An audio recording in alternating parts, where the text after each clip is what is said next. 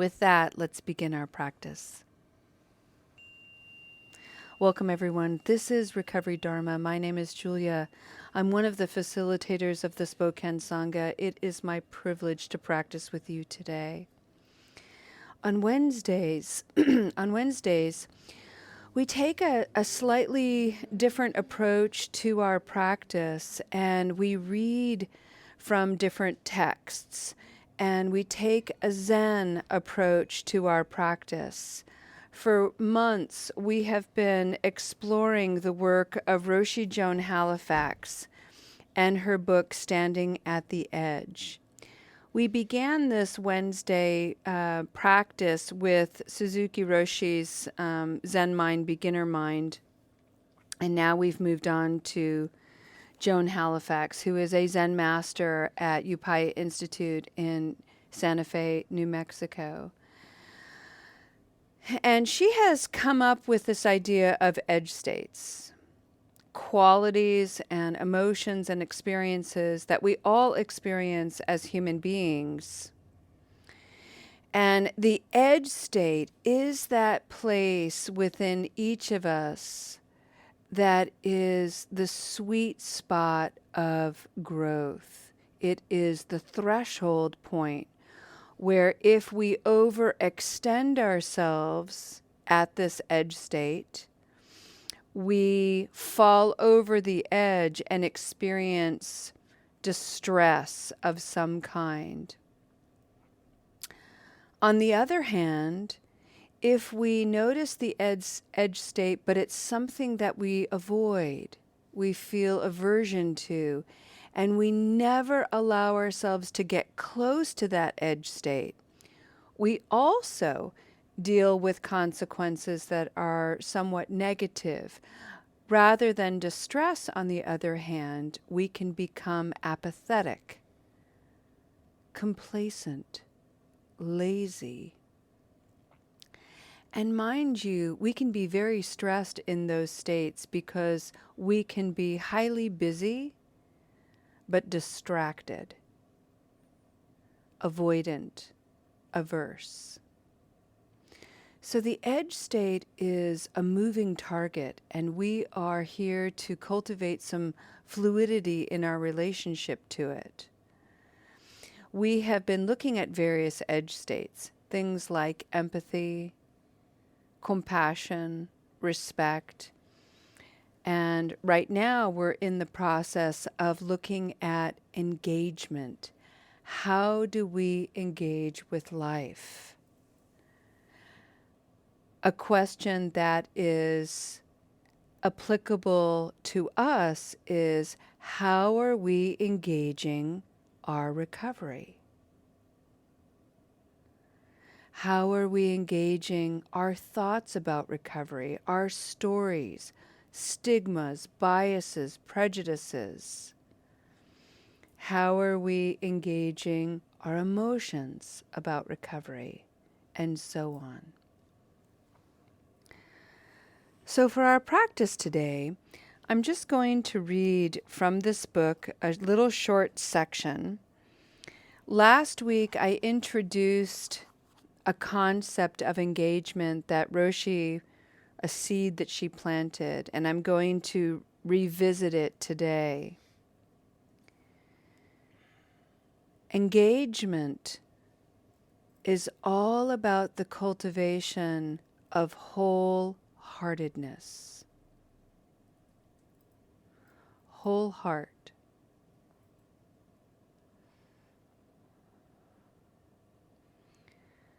So I'd like to begin our practice today by inviting each of us to turn our gaze inward toward that heart center,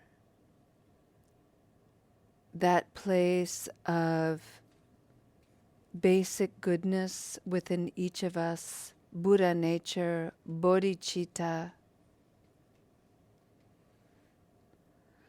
I'd like to bring forward the word whole, W-H-O-L-E. And one of the things that we often forget about because we have Western minds which are very dualistic, is to examine the wholeness of something, is to examine it from as many angles as possible, and to break free from the habit energy that has us designing a life and defining a life that is either black or white, good or bad, positive or negative, light or dark. To come into wholeness is all about embracing both. What are the qualities within me that are both light and dark? What are some of the ways I engage with my heart that are both open and closed? Both present and absent, both anchored and collapsed. This is a practice of honoring the bothness in each of us, and to slowly end our habit energy of going to war, resisting, battling those qualities within us that we judge to be negative, that we'd rather reject, that we don't like. They're not comfortable. Let me tell you something. The dark side of my heart is really uncomfortable. It's the place where judgments reside, negative judgments reside, and I'm embarrassed when they come forward. I don't like having negative judgments toward other people. It doesn't seem fair, and yet they arise, sometimes without my permission even. But to pretend that they're not there is to deny the wholeness of me. I have the capacity to cast negative judgment. If I want to heal that, I have to step into it and understand it. If I want to understand my darkness, I have to invite my light. No one else is going to do it for me. And when I understand this darkness and how it is sistered by my light, I come into the wholeness of me. And when I do that, I come into the family of humanity.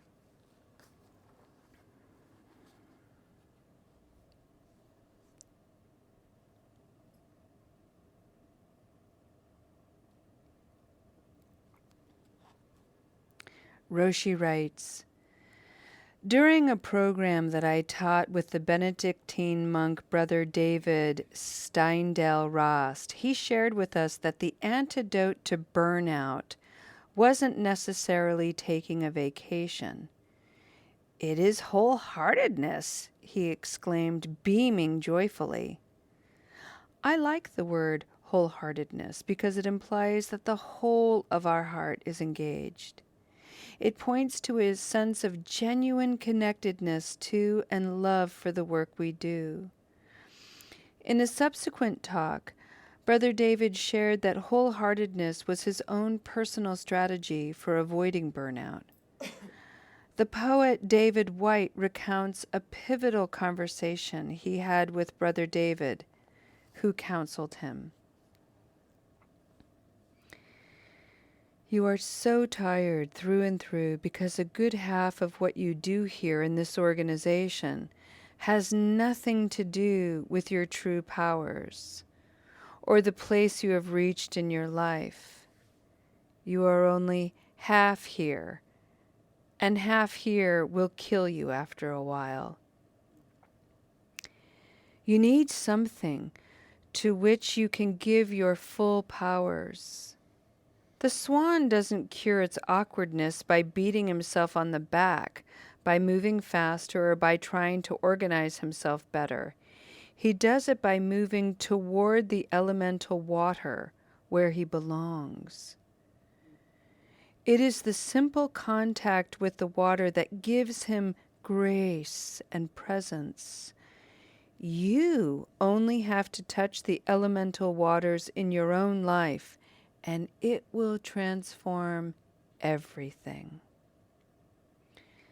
But you have to let yourself down into those waters from the ground on which you stand, and that can be hard, particularly if you think you might drown.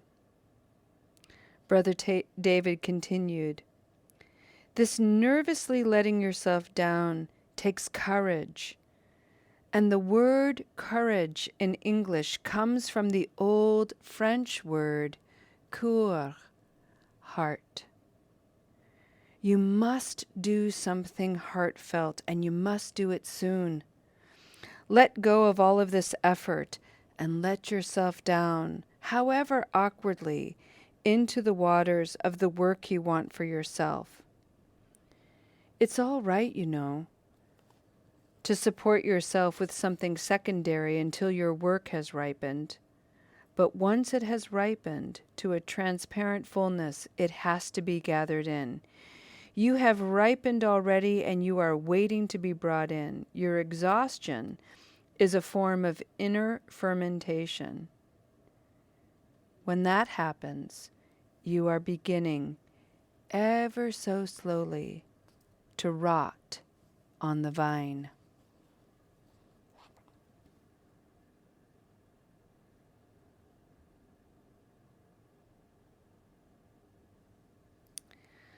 Rotting on the vine indeed, says Roshi.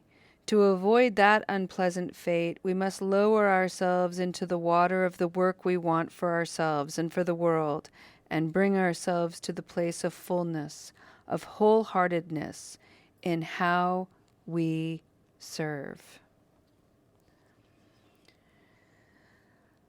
Friends, how does this relate to recovery? This topic is about work, jobs, and service. What I would like to encourage in each of us here today is to offer service toward ourselves. Now, you may have an inner critic that was just triggered with those words, like, what? I can't serve myself. That's self-serving. And I have to do everything in my power to be less self-cherishing, less egoic, and all about other people. Blah, blah, blah. That's one way of doing it.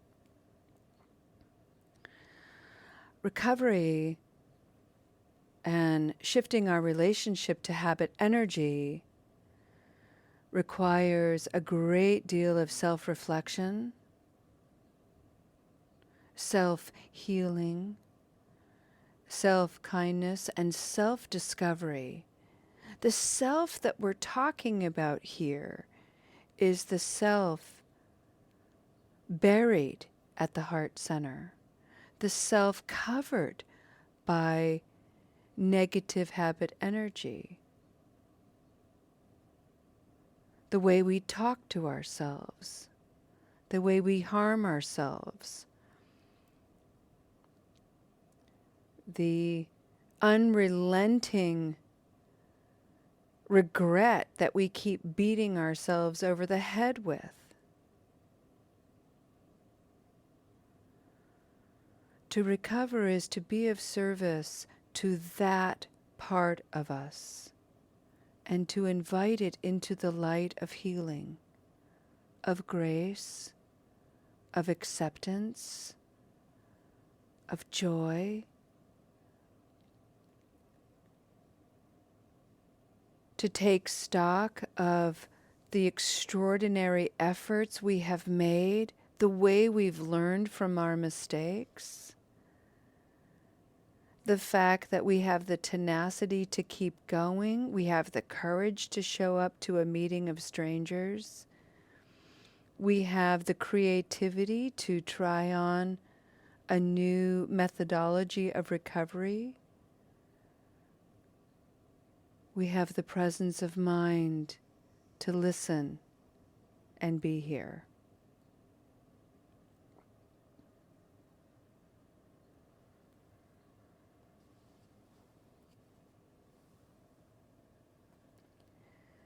To be of service to oneself is to heal, to repair, to mend our ways, to change, transform.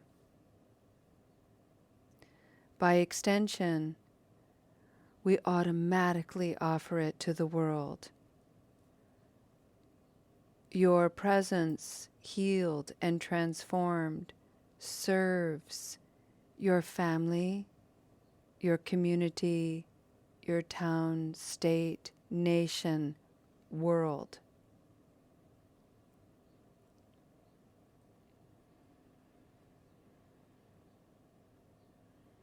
Bring your whole heart to your recovery.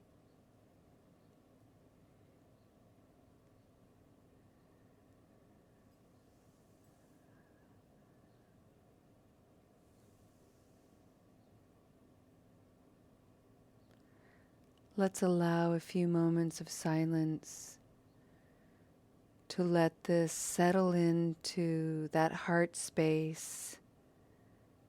Find a soft place to land, and may you feel the warmth of this wisdom radiate through your body and mind.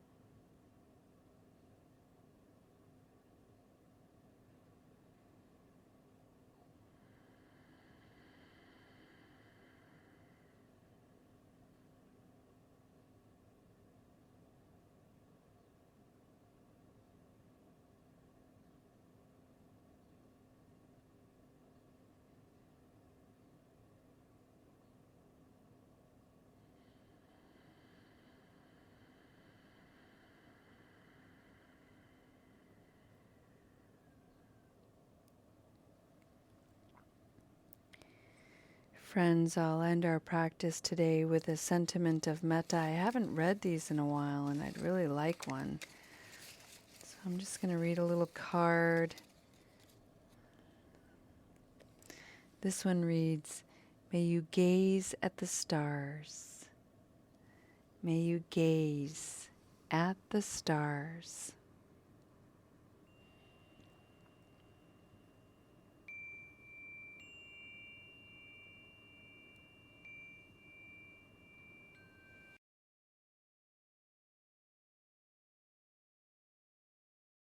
Remember, so much of our habit energy is limiting ourselves to the wonder and magnificence of life. Take that in for a moment. So much of our habit energy is unskillful action, distorted thinking, diluted storytelling, emotions that we have ignored, all of it there being allowed to govern and limit our access to the magnificence of life, waiting to delight in us. That's the whole gig of the Buddha, to awaken to the magnificence of life, to awaken to being here, to suffering and healing, to joy and sorrow, to magnificence and bewilderment, all of which lives within us. Our practice is dedicated to all of our friends far and wide who don't know anything about the Dharma.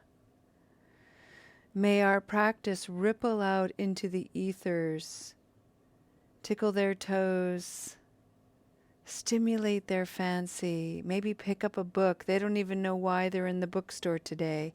Pick up a book by Thich Nhat Hanh or Pema Chodron or His Holiness the Dalai Lama and find their way back to their own wisdom, their own knowing, their own good self, the power of the mind and emotions ready to offer wisdom and clarity.